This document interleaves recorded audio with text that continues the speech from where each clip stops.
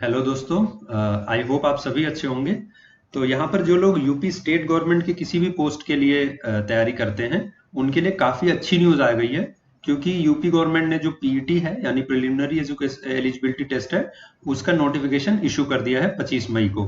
तो पीईटी के बारे में मैं आपको सभी कुछ बताऊंगा, लेकिन इससे पहले मैं आपको एक न्यूज़ दिखाना चाहता हूँ। ये फरवरी 2021 की न्यूज़ है, जिसमें ये कहा गया था कि यूपी ट्रिपल एससी में 50,000 पदों पे भर्ती के लिए सीएम की मंजूरी दे दी गई है। यानी यूपी जो गवर्नमेंट है वो 50,000 पदों पे भर्ती करेगी। बहुत ही ज्यादा नंबर है। इससे पहले मुझे नहीं लगता कि जनरल पोस्ट के लिए कभी इतना बड़ा रिक्रूटमेंट इस लेवल पे किया गया होगा। तो इसी में जो ये न्यूज आई थी कि जिसमें 50,000 पदों की भर्ती के लिए था, इसी में पोस्ट का भी डिस्क्रिप्शन दिया हुआ था। मैं आपके सामने दिखाता हूँ उनको कि इसमें कौन कौन से पद थे। तो इसमें लेखपाल के लगभग 8,000 पद हैं।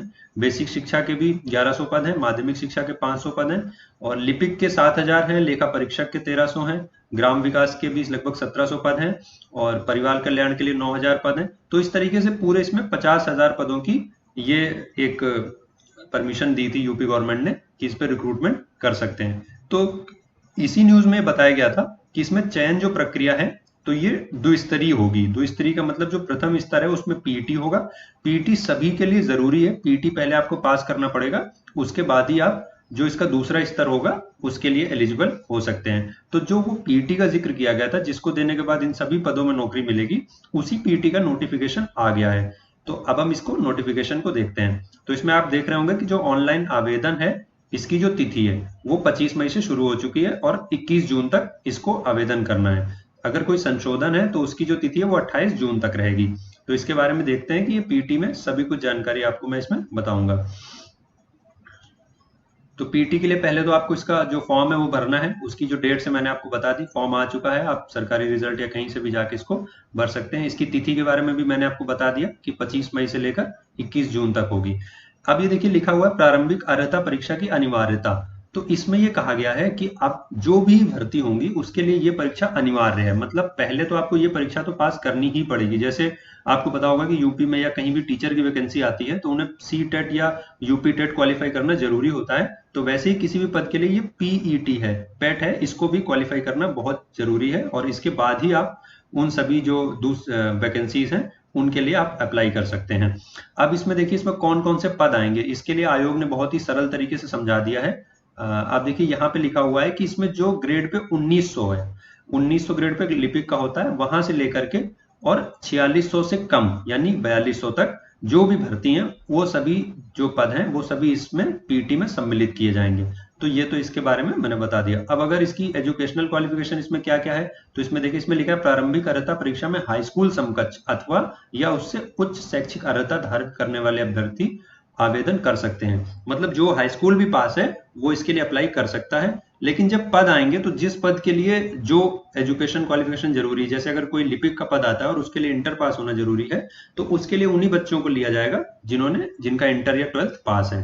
तो इसमें अप्लाई तो आप हाई स्कूल पास के बाद ही कर सकते हैं। तो इसमें जो भी लोग हैं जो अभी तक वैकेंसीज का वेट कर रहे थे, तो इसको जल्दी से अप्लाई कर दें और इसकी तैयारी भी अभी से शुरू कर दें, क्योंकि ज्यादा समय नहीं रहेगा। अब अगर इसके बाद हम देखें तो इसमें लिखा हुआ है कि हाई स्कूल अथवा इसके समकक्ष से कम अनिवार्य अर्हता के ऐसे पद जो आयोग की परिधि में आते हैं या जिनका अधिचयन भी प्राप्त होता है। मतलब अगर कोई एक ऐसी पोस्ट, जैसे कभी कभी आप देखते हैं सफाई कर्मी वगैरह के पद आ जाते हैं जिसमें सिर्फ 8वीं पास ही जरूरी होता है, तो अगर उसकी भी कोई वैकेंसी कभी आती है तो इसके लिए अलग से परीक्षा करा ली जाएगी। अब अगर हम आयु सीमा की बात करें तो इसमें जो भी 1 जुलाई 2021 से 18 साल का पूरा हो जाएगा वो इसमें अप्लाई कर सकता है। तो अगर कोई भी जिसका जन्म 1 जुलाई 1981 से पहले का नहीं होना चाहिए और 30 जून 2003 के बाद का नहीं होना चाहिए। तो अगर आप 1 जुलाई 81 से जून 2003 के बीच में कभी भी आपका जन्म हुआ है तो आप इसमें पीईटी में अप्लाई कर सकते हैं। इसमें जो भी रिजर्वेशन वगैरह है जनरल के लिए, ओबीसी के लिए, एससी एसटी के लिए, वो सभी इसमें एज में भी और उसमें दिया जाएगा। ठीक है। अब इसमें देख लेते हैं, ये मैंने आरक्षण का भी आपको बता दिया। देखिए आरक्षण लिखा हुआ है कि इसमें अनुसूचित जाति, अनुसूचित जनजाति, अन्य पिछड़ा वर्ग एवं आर्थिक रूप से कमजोर वर्ग, तो इसमें सभी लोगों को आरक्षण भी दिया जाएगा। परीक्षा योजना अगर देख लेते हैं तो ये परीक्षा योजना क्या है, परीक्षा जो है 100 नंबर की होगी। इसके बारे में मैं आपको अभी आगे पूरा इसका सिलेबस बता दूंगा। परीक्षा की तिथि के बारे में अगर देख लें तो अभी आयोग ने परीक्षा की कोई तिथि डिक्लेयर नहीं की है, लेकिन परीक्षा की तिथि को यथा समय सूचित किया जाएगा, ये इन्होंने इसमें लिखा हुआ है। अब अगर हम आगे देखें क्या लिखा है, स्कोर।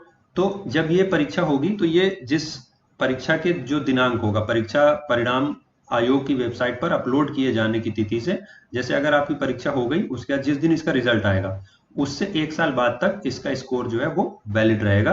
तो अगर उस 1 साल में कोई भर्ती आती है और आप उसको देते हैं तो आपको ये काम आ जाएगा, लेकिन अगर उस 1 साल के बाद कोई भर्ती आती है तो आपको इसको फिर से देना पड़ेगा और फिर से इसको आपको पास करना पड़ेगा।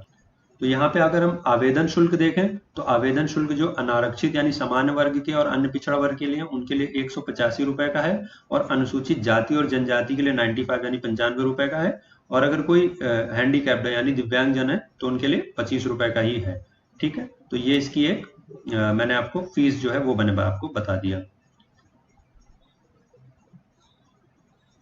अब हम इसके सीधे उस पे आ जाते हैं जो इसका सिलेबस है, क्या इसका सिलेबस कहा गया है। तो ये इसका सिलेबस है, देखिए इसमें लिखा हुआ है कि इसमें प्रश्नों की संख्या 100 होगी और इसमें जो पूर्णांक है वो भी 100 होगा, यानी 100 प्रश्न आएंगे। 2 घंटे में आपको इसका परीक्षा देनी होगी और एक प्रश्न 1 नंबर का होगा, यानी टोटल 100 नंबर का होगा। अब उसमें क्या क्या पूछा जाएगा, तो पहले तो भारतीय इतिहास में ये सभी चीजें पूछी जाएंगी। ये 5 प्रश्न आएंगे 5 नंबर के। भारतीय इतिहास के बाद अगर हम देखें तो ये भारतीय राष्ट्रीय आंदोलन, जो आपको पता है कि राष्ट्रीय आंदोलन हमारा हुआ था, उससे भी 5 प्रश्न पूछे जाएंगे और उसमें ये सभी टॉपिक आएंगे जो इसमें लिखे हुए हैं। अब अगर हम भूगोल में देखें तो भूगोल से भी 5 प्रश्न आएंगे 5 नंबर के, उसका सिलेबस भी दिया हुआ है। उसके बाद अर्थव्यवस्था भी है, वो भी 5 नंबर की है। उसके बाद अगला देखते हैं हम भारतीय संविधान एवं लोक प्रशासन, यानी जो संविधान आप लोग पढ़ते हैं तैयारी करते समय वही आएगा, तो ये भी 5 नंबर का आएगा। सामान्य विज्ञान, तो सामान्य विज्ञान के भी 5 प्रश्न आएंगे, जिसमें से ये भौतिक, रसायन, जीव विज्ञान सभी कुछ आपको पढ़ना पड़ेगा। उसके बाद प्रारंभिक अंकगणित, जो बेसिक मैथ्स होती है, पूर्ण संख्या, भिन्न, दशमलव, प्रतिशतता, जो साधारण गणित होती है उसके 5 सवाल आएंगे। उसके बाद हिंदी में संधि, विलोम, पर्यायवाची, ये सभी मिला के 5 नंबर के आएंगे। उसके बाद सामान्य अंग्रेजी भी 5 नंबर, सभी कुछ 5-5 नंबर का। आप देखिए लॉजिक एवं रीजनिंग भी 5 नंबर की आएगी। सामायिक यानी करंट अफेयर्स जो होता है ये आपका 10 नंबर का आएगा। सामान्य जागरूकता यानी जनरल अवेयरनेस, सामान्य जागरूकता से मतलब है जैसे जो हमारे आसपास घटित हो रहा है अगर उसको हम देखें, उसको हम यानी अगर हम रोज एक न्यूज़पेपर पढ़ते हैं या कोई मैगजीन पढ़ते हैं तो उससे सभी चीजें कवर हो जाती हैं, तो ये भी 10 नंबर का आएगा। अपठित हिंदी गद्यांश का विवेचन एवं विश्लेषण, जैसे आपने देखा होगा कि एक गद्यांश हिंदी का दिया होता है पैराग्राफ, उसको पढ़ के उसके प्रश्न देने होते हैं, तो ये जो है ये भी आपका एक 10 नंबर का आएगा। उसके बाद देखते हैं क्या है, ग्राफ की व्याख्या एवं विश्लेषण। तो इसमें 2 ग्राफ होंगे 5-5 नंबर के, और उन ग्राफ को पढ़ के आपको उनके प्रश्नों के उत्तर देने होंगे। सभी बहुत सरल हैं, इसमें कुछ भी कठिन नहीं है।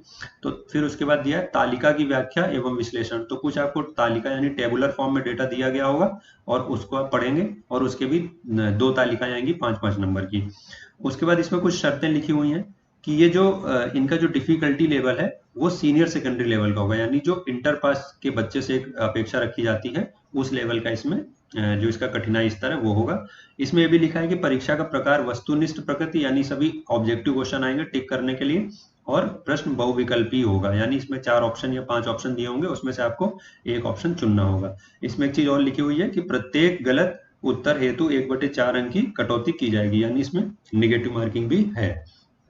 तो ये मैंने आपको पीटी का पूरा इंट्रोडक्शन दे दिया है, और इसमें मैं आपसे ये कहूंगा कि इसकी तैयारी अभी से क्या बल्कि आज से ही शुरू कर दीजिए, क्योंकि बहुत वैकेंसी आने वाली है। 50,000 वैकेंसीज की परमिशन दी थी यूपी गवर्नमेंट ने, और उन सभी पे एक एक करके भर्ती आएगी, और उन सभी भर्ती के लिए ये पीटी बहुत जरूरी है पास करना। अगर किसी का पीटी पास है वही आगे अप्लाई कर सकता है, तो आपको पीटी की तैयारी जरूर से जरूर करनी पड़ेगी, उसके बाद ही आप उन सभी वैकेंसी के लिए अप्लाई कर सकते हैं। तो आप पीटी की तैयारी शुरू कर दीजिए अभी से, और इसका फॉर्म जल्दी से भर दीजिए, क्योंकि लास्ट एंड पे जाते जाते सर्वर का कुछ इशू आ जाता है। तो आई होप कि आपको ये पूरा जो मैंने समझाया वो समझ आ गया होगा। फिर भी अगर कोई आपके मन में डाउट्स हैं तो आप उन्हें कमेंट बॉक्स में लिखिए, मैं उन सभी का जवाब आपको उसमें दे दूंगा, और आप इसकी तैयारी अभी से शुरू कर दीजिए।